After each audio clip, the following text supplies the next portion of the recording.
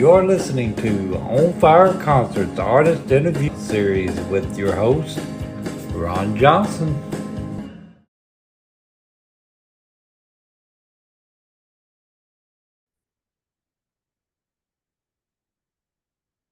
Hey folks, this is Ron, and I'm with On Fire Concerts, and this is our July Artist of the Month interview. And today I am with a gentleman that needs no introduction from me, but he ranks number 6 among all artists for the most consecutive top 10s, also among in the top 10 for the most consecutive top 40s, and number 16 for the top, or in the top 16 for the most number ones. Um, he was named as one of the top 10 or the top 10 recording artists of all time and has sold over 50 million records, authored over 28 books, and been in scores of movies. There's nothing he hasn't done. Ladies and gentlemen, Mr. Pat Boone. Hey, good to talk to you, Ron. I'm a little tired listening to that. I mean, I ought to feel tired by You now. ought to feel tired with all that accomplishment, man. When I reached out to see about this interview, I thought there's probably no way. I've interviewed a lot of people over the years. And I do a lot of promotions as well. I do concert promotions. That's my real thing. Uh, Wow. and I started these interviews a few years ago with William Lee Golden of the Oak Ridge Boys, who's a dear friend. And then people just loved them, and we've just been doing them ever since. Well, while we're on the subject that you just briefly touched of promotion of concerts, I knew Tom Parker quite well. And, he was Eddie Arnold's manager before Elvis, Yeah. before he took on Elvis. And he was a very good manager for Eddie Arnold. And during that time, he booked Eddie Arnold into some concerts in Texas just after the Texas government had instituted an entertainment tax. And Tom Parker was not about to pay that entertainment tax. So what he did was he booked Eddie Arnold for free concerts out in this farmer's big field and said, come one, come all, free Eddie Arnold concerts. Well, he was big and thousands wanted to come, and free. It's all free. All you have to do is pay for parking. And there was only one way into the place. And he charged like $20 a car for parking, and he didn't have to pay entertainment tax. And so he got away with that. He hustled the Texas government out of an entertainment tax. My That's dad grew up in West Tennessee in a little town called Henderson, Tennessee, which is where Eddie was from, yeah. and Free Hardeman College and so forth. But that's where my dad and my grandma and all them were, and but Eddie was amazing, and him and talking about that, him and Carl Tom was in business together. They had a publishing company or something to that effect, if I recall correctly. Well, Eddie was a very good businessman, of course. And I knew him pretty well. In fact, when I was 18 and dating Red Foley's daughter, Shirley, who I would eventually marry, in fact, not much more than a year after this, I was thinking I ought to really get into country music. I was more interested at that moment in pop and this new thing called rock and roll. But I was from a country background, lived out in the country, out on Lone Oak Road, where later so did Eddie. But anyway, Shirley arranged a meeting for me with Eddie Arnold, and Shirley and I both 18. I brought my ukulele in and I played him a song that I had written to see what he thought of it. And I'm playing the ukulele. It said, they say you've been untrue, that from the start you've done me wrong. They say that we are through, that I'm a fool to tag along. They say another has your love, and that I'll be the last to know. But I just can't believe it, dear, until you tell me so. And I played that for Eddie, and he was very nice. He said, "Well, that's a pretty nice song, pal, but it's not for me," he said, but keep writing. I think you have some talent." I was 18, and that was Eddie Arnold. And Eddie was amazing. I mean, I did record that song eventually in my very first recording sessions on Republic in Nashville when I was about a year after that. and nothing happened with my first records on Republic. But then after that, when I had given up the whole idea and was out at North Texas State planning to be a teacher preacher, and I got the opportunity to record for Dot Records, which was a new startup label out of Gallatin, Tennessee. And my first record was a million selling hit, but it was rhythm and blues, rock and roll. One heart's not enough, baby. Two hearts will make you feel crazy. One kiss will make you feel so nice. Two kisses take you to paradise. Two hearts, two kisses make one love. Well, that thing went on to be a million seller in a big hurry. And after that, I had to do a follow-up. That was in 1955. And Shirley and I were 21. Who were some of your influences growing up? I mean, that made you decide I want to be in the music business, or you know, And, Perry Como, Bing Crosby, Vic Damone, and of course Red Foley, and through Red some of the other terrific country artists. But although I was not as much interested in country, admittedly then, though I was a country guy, and I was milking the family cow right through my high school years. I'd milk the cow, get on my bike, and get to school at Lipscomb on down Granny White Pike. So, I mean, I grew up as a country guy, but I was interested at that point in what was happening in the pop world, and that was rock and roll, really. right? And I came back to country eventually, of course, and now, right now, I'm wearing a shirt that Shirley embroidered for me 40 years ago.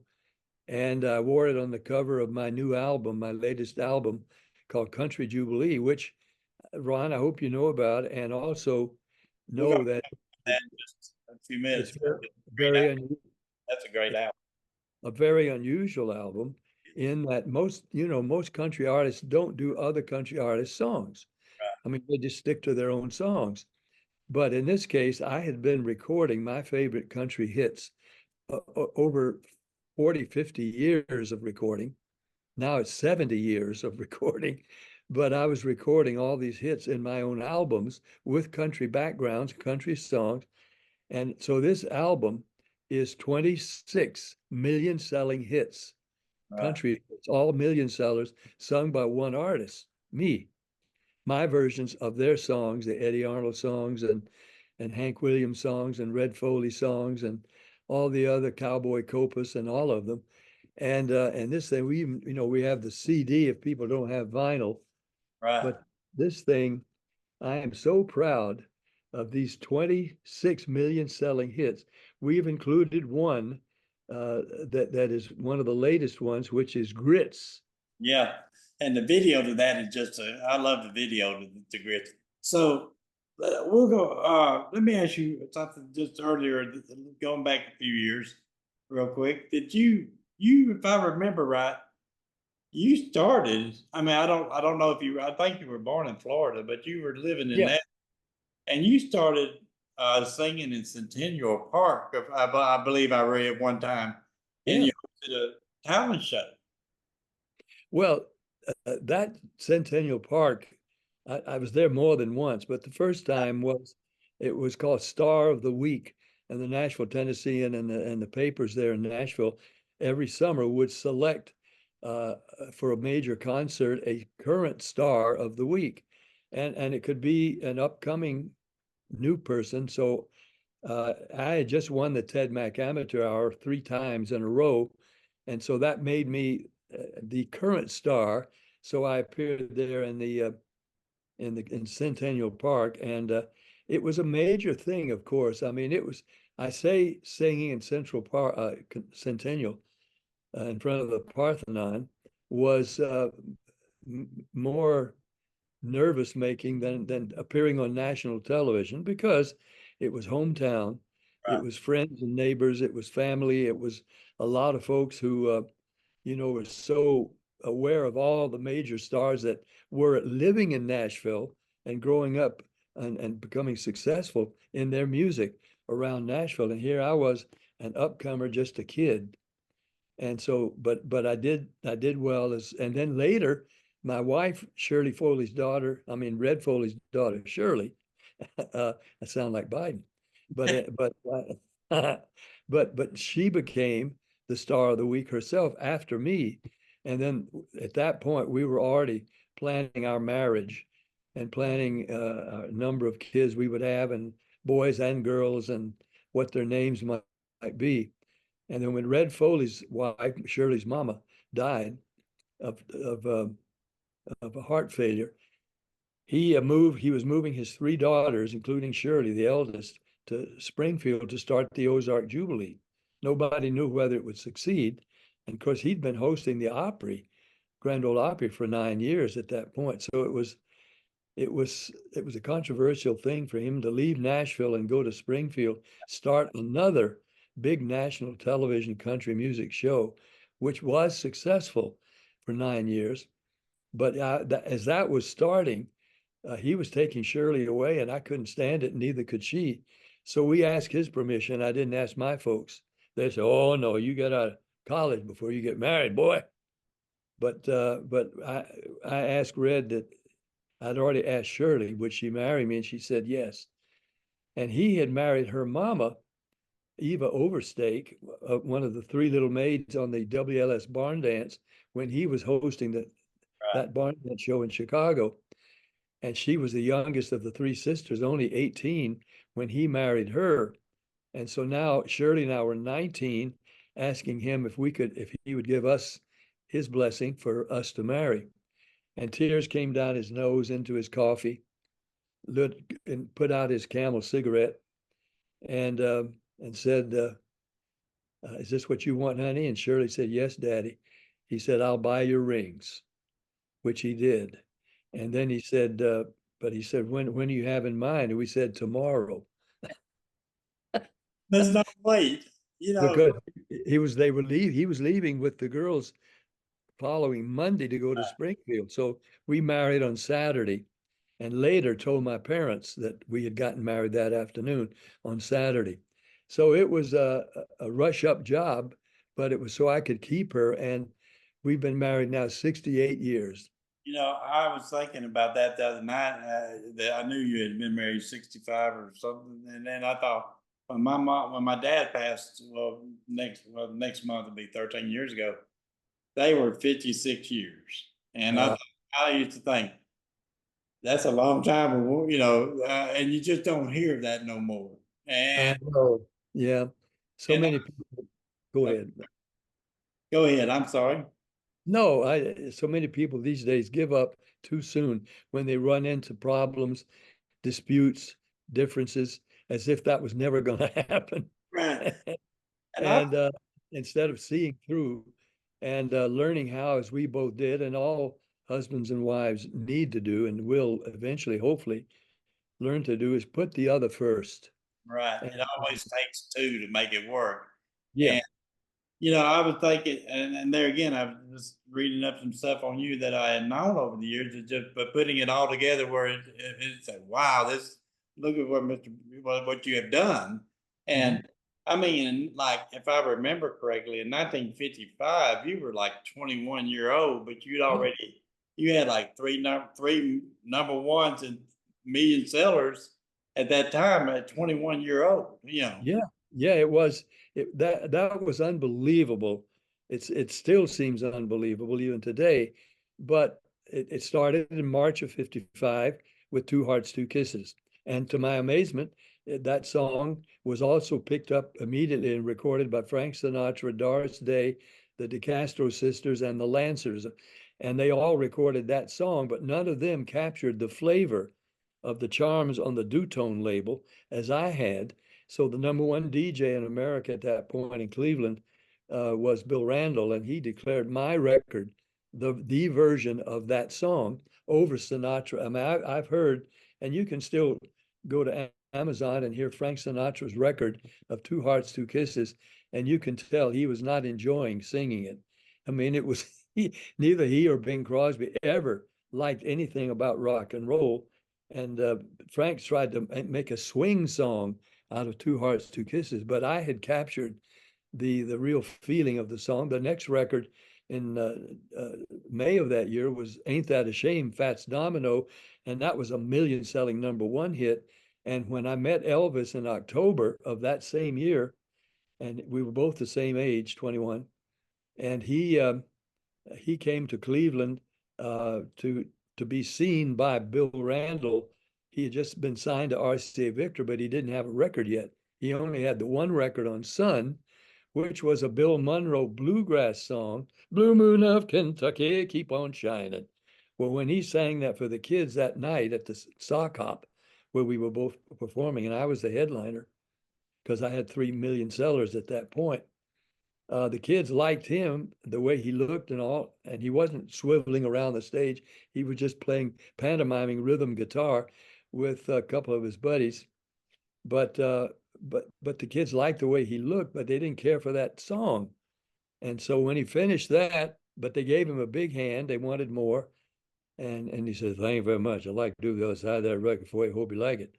And that was "That's All Right, Mama. That's All Right with Me." And they loved that. That was a rhythm and blues song. And he was trying to capture that. And he did capture some of that same feeling. But it was the B side of his only record. And so when he finished that, "Thank you very much," and he left. And then I came on and I got the screams all and all the swoons and stuff that night from the college and high school kids, about 600 of them in that auditorium, because I had 3 hit records at that point in the first year of my. In fact, it wasn't even a whole year; it was just 9 months into my first year, and I already had 3 million sellers, and they didn't know who Elvis was yet. So after that, I had the good sense never to follow Elvis again. That's amazing. I mean, he was just, I mean, I was born and raised in Memphis. So you grow up with the Elvis mystique there. Yeah, sure, yeah. And I mean, whether you like Elvis or not, I told somebody I'm an old country traditional guy, and I love the early rock and roll years, Yeah. Bill Haley and so forth, and then yourself. And I said Elvis was one of these people. I would tell people I liked Elvis, some of his stuff. I said, but whether you liked him or not, I think the man could sing any song he ever took a notion. Exactly right. And listen, you just mentioned something I want you to know, which most people don't know. And I only really found this out originally because I had forgotten it. But the night that he and I were on that same sock hop, which was just the DJ playing the records and the whatever artist he could get maybe would pantomime their records. So it was Elvis first and then me that night. But that same night, 2 other acts were coming to be on that show with Bill Randall, and one of the acts was the 4 Lads. They had a song called "Memories Are Made." I think "Memories of" no, not "Memories Are Made of This." I forget what their first hit was, but Bill Haley and the Comets were on that same show, and on the Rock and Roll Hall of Fame, they've got it all recorded, and I've seen it. That night, imagine that one show was the 4 Lads, just their first record, Bill Haley and the Comets, and Elvis Presley and Pat Boone, all the same night. That's With right there, folks. Yeah, Can you imagine? that's a show. And I mean, I'm just amazed at. I mean, I'm around a lot of young artists today, and I mean, I'm just 64, but you look now and you think like yourself when you were 21, you had 3 songs that were already million sellers, and at what 23, you were hosting your own television show. Yeah, yeah, youngest ever. I mean, that's amazing, to me. And having all these great artists that I looked up to coming on my show on ABC, 9 o'clock Thursday nights, Chevrolet, the Chevy Show, Pat Boone Chevy Show. And Ella Fitzgerald, Nat Cole, Sammy Davis, Perry Como, all these artists coming on and singing with me, a fresh upstart, really. And I was still in college. I transferred from North Texas to Columbia University because I was determined to get my college degree because I didn't think this record stuff was going to continue. And by the time I graduated from college at 23, Shirley and I had 4 kids already. And I've been doing the Chevy Show, making movies and records, and I had to lie down in Central Park and to get my bearings after I took my last exam. And I said, wait a minute, I thought I was going to apply for a teaching job. Now wait, though, I've got this recording contract. I've got this big 3 or 4 year deal with ABC Television. I've got a 7-year movie deal with 20th Century Fox. I guess I'm going to have to see where that goes before I start teaching. Yeah. That never happened. You've been in over a dozen major films and different, well, more than that. And you recently, if I recall right, just won an award for one of your Grace Awards, I believe. My mind went blank on me. Well, I did. Yes, I've received a number of awards recently from the Jewish press because of the song I wrote, which is the second Jewish national anthem, the song from Exodus, "This land is mine, God gave this land to me." Ernest Gold wrote the melody for that movie theme, and I wrote the words. And then other ways that I've been supportive of Israel.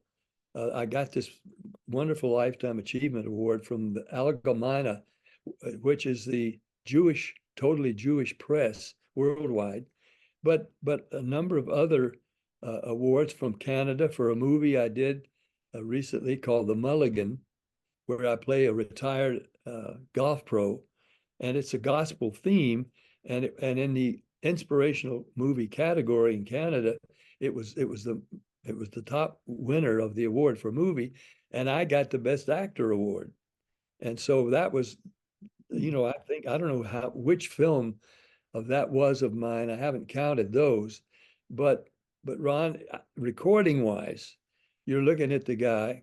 Frank Sinatra recorded some 1,500 songs, all classics, I think, and nobody could ever touch him as a recording artist. But my role model was Bing Crosby, and he recorded 2,000 songs. However, you're looking at the guy that has recorded 2,700 songs over the course of my career, 700 more than Bing Crosby, and nobody's ever going to touch that because I've just been a recording fool my whole career, and I just keep recording in many genres, and the latest is country. Finally, I've come home to my roots, which is and the country. thing about it is, Pat, you also, I don't want to interrupt you, but I want to interject this because I think it's just simply, I don't think it'll ever be matched.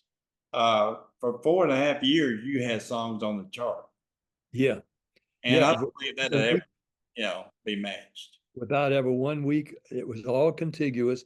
The closest is Elton John. We checked. He had 157 weeks without ever dropping off the chart for a week. I mean, that doesn't say you don't come back on the charts. This is without ever being off. 2,600, I think it is.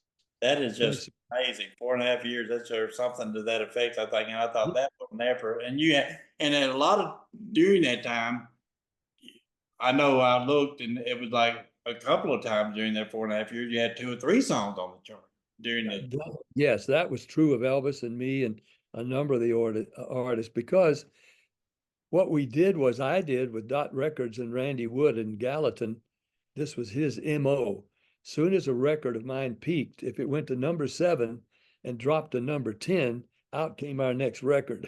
if it went to only to 37 and dropped to 30, out came our next record. So that in those 4.5 years, quite often I had 2 songs on the charts, at least one going up and the other going down. And nobody else recorded, in that rapidity, I'll say, because usually you want to write a record as long as it's on the charts, you're not going to compete with it. But in our case, we wanted to get the next record on the charts before the previous one got off. And we weren't thinking of setting a record. It just happened. I didn't know it for many years afterwards when Dick Clark made me aware of it, because he, of course, was a statistician. I mean, he knew all those things.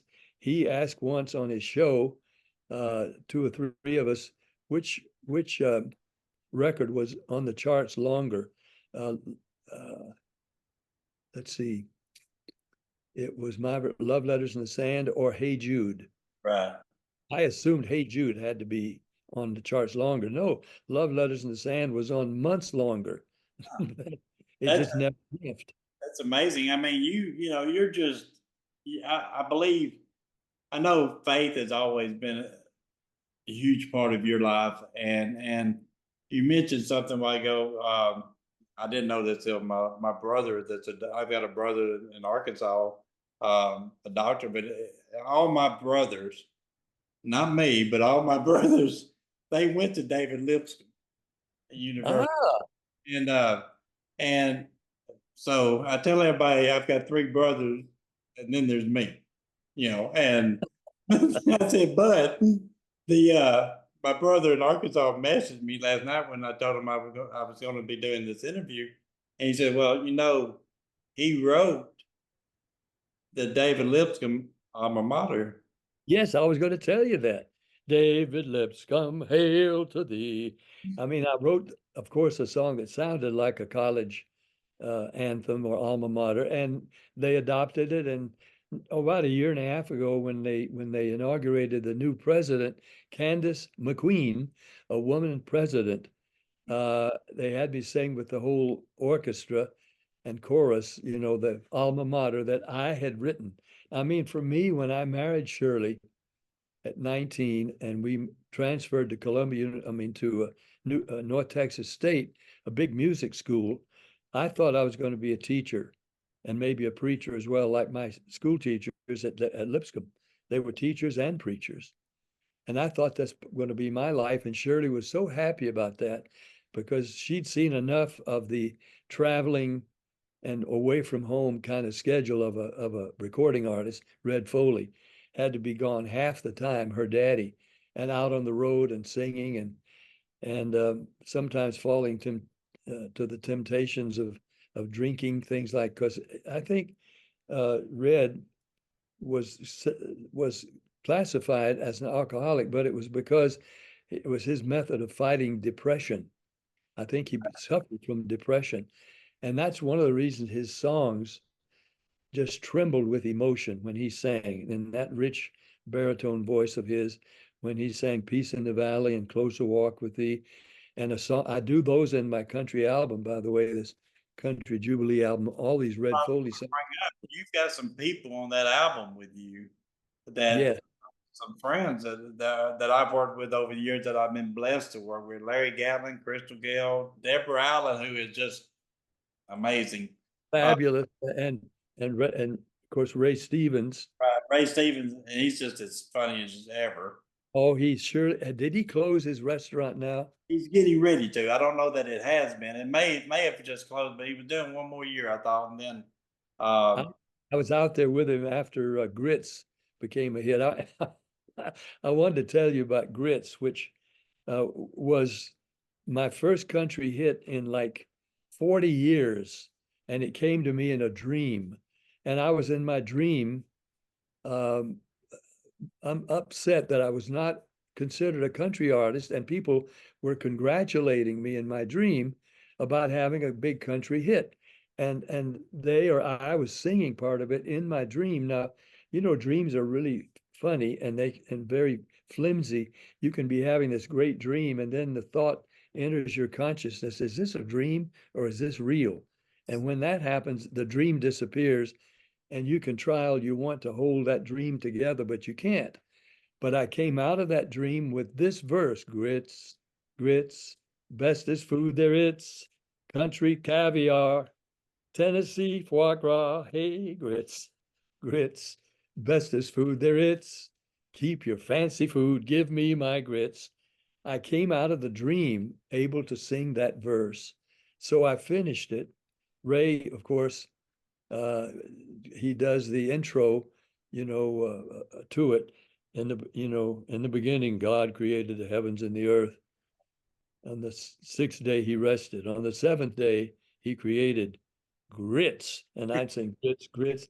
And, the singers that were with me on the record of it and then in the video included Dean uh, Miller, yeah, Roger Miller, Rogers. Roger Miller's son, and he paid me the greatest compliment while we were recording the song together. He said, "I think my daddy could have written that song with the interplay of words: grits, grits, bestest food there is, country caviar, Tennessee foie gras." I mean, when did you ever hear those words in a country song? but they I'm sorry. anyway, we had a dream, and we recorded it, and it's a hit. It was amazing, and just to winding down, but I wanted to ask you about your book, If Oh, you don't mean this one? that one. I, I was hoping we would talk about it because I've written a number of books, and people don't know this either. There's a lot of things about me and my crazy life they don't know. My first million-selling book was written when I was still in college in 1958. I wrote a book at the request of a secular publisher, a book of advice for teens called Twixt 12 and 20, is what I called it. And it was a million seller of moral advice for teens because I thought I was going to be a teacher preacher at that point, and the recording career was not going to last. So I wrote that book. To my astonishment, it not only was a big million seller, but all the proceeds established a new Christian college in Villanova, Pennsylvania, which at that time was called the Northeastern Institute for Christian Education, NICE, acronym NICE, which I was trying to escape. But anyway, I wrote other books along the way, but this one is my latest and perhaps the last book ever. If it's not religious, as I say up here, it's not for Christians, not for believers. It's for those who American pollsters, Barna and Gallup and all say over half of Americans don't go to any place of worship now. They don't read the Bible. If they pray at all, they don't know if anybody's hearing.